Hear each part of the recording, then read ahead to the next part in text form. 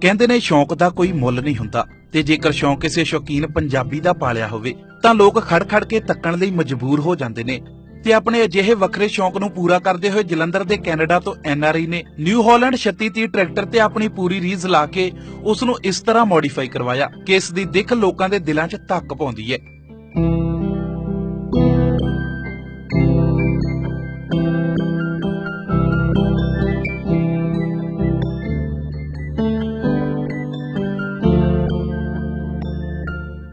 ਸੰਗਲਾਂ ਦੇ ਸਟਾਈਲ 'ਚ ਬਣਿਆ ਸਟੀਅਰਿੰਗ, ਬੰਦੂਕ ਵਰਗਾ ਗੇਅਰ ਰੋਡ ਦੇਖ ਕੇ ਤਾਂ ਲੱਗਦਾ ਹੈ ਕਿ ਜਿਵੇਂ ਕਿਸੇ ਸਿਰੇ ਦੇ ਸ਼ਿਕਾਰੀ ਨੇ ਇਹ ਡਿਜ਼ਾਈਨ ਕੀਤਾ ਹੋਵੇ।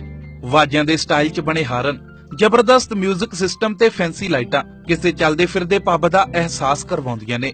ਚੌੜੇ ਟਾਇਰ, LED TV, ਵਿਦੇਸ਼ੀ ਅਲਾਈ ਵੀਲ, ਵਿਦੇਸ਼ੀ ਸਾਇਲੈਂਸਰ ਤੇ ਟਰੈਕਟਰ ਦੀ ਛੱਤ ਤੇ ਲੱਗਾ ਪੱਖਾ, ਉਹ ਹਰ ਚੀਜ਼ ਜੋ ਸ਼ਾਇਦ ਕਿਸੇ ਮਹਿੰਗੀ ਗੱਡੀ 'ਚ ਮੌਜੂਦ ਹੁੰਦੀ ਹੈ ਉਹ ਇਸ ਟਰੈਕਟਰ 'ਚ ਮੌਜੂਦ ਹੈ।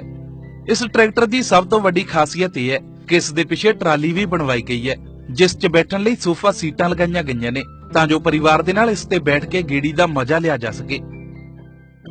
ਇਸ ਟਰੈਕਟਰ ਨੂੰ ਤਿਆਰ ਕਰਵਾਉਣ ਵਾਲੇ ਬੂਟਾ ਸਿੰਘ ਜੋਹਲ ਦਾ ਕਹਿਣਾ ਹੈ ਕਿ ਸ਼ੌਂਕ ਤਾਂ ਪਹਿਲਾਂ ਵੀ ਸੀ ਪਰ ਉਸ ਨੂੰ ਪੂਰਾ ਕਰਨ ਦੇ ਪੈਸੇ ਨਹੀਂ ਸਨ।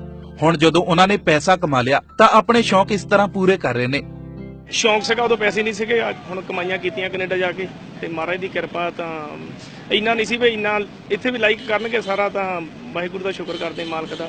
ਇਸ ਟਰੈਕਟਰ ਨੂੰ ਤਿਆਰ ਕਰਨ 'ਚ 1 ਮਹੀਨੇ ਦਾ ਸਮਾਂ ਲੱਗਾ।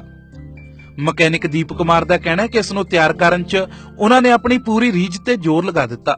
ਇਹ ਟਰੈਕਟਰ ਜਿੱਥੋਂ ਵੀ ਲੰਘਦਾ ਹੈ ਲੋਕਾਂ ਦੀ ਭੀੜ ਇਸ ਨੂੰ ਦੇਖਣ ਲਈ ਜੁਟ ਜਾਂਦੀ ਹੈ। ਟਰੈਕਟਰ ਨਾਲ ਪੰਜਾਬੀਆਂ ਦਾ ਪਿਆਰ ਜੱਗ ਜ਼ਾਹਰ ਹੈ ਤੇ ਇਹ ਟਰੈਕਟਰ ਉਸ ਦੀ ਹੀ ਇੱਕ ਮਿਸਾਲ ਹੈ ਤੇ ਪੰਜਾਬ 'ਚ ਪੂਰੀਆਂ ਧਮਾਲਾਂ ਪਾ ਰਿਹਾ ਹੈ।